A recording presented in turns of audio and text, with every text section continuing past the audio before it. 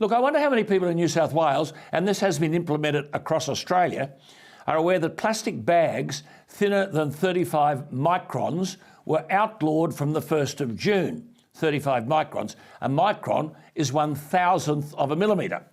The average human hair is 70 microns. Like most other politically inspired religions, this dictate is just accepted, and the nation's retail associations have fallen into line. On June 1, New South Wales was the last of the Australian states to enforce the ban. The argument is that 2.7 billion plastic items end up in waterways across New South Wales every year.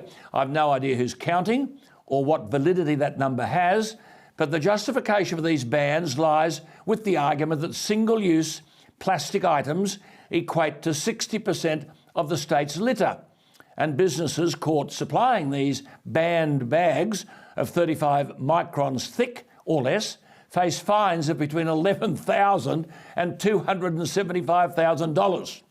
And you've got some minister reading the bureaucratic script that from November, single-use plastic items like cutlery, straws, plates, bowls, polystyrene foodware, cotton bud sticks will be banned as well. But now comes the big however.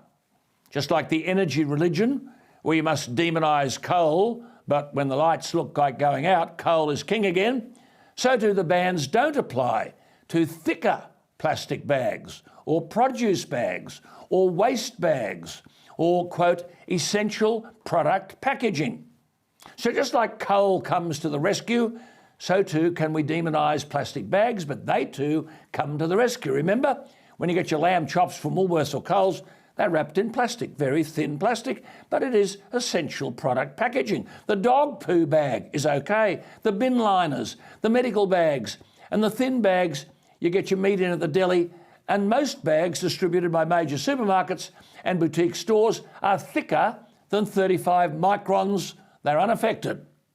But hang on, if that's all okay, your supermarket bag and your boutique stall, why are we charged when what we buy is delivered to us in a plastic bag?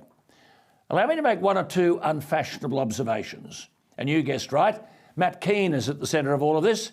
He wants to ban all single-use plastic bags by 2025. When he spoke in the Parliament last year, that was all going to happen within 6 months, so by the end of last year. Of course, that hasn't happened. But pardon the pun, this rubbish is amongst the pile that passes undebated through a fairly ignorant New South Wales cabinet.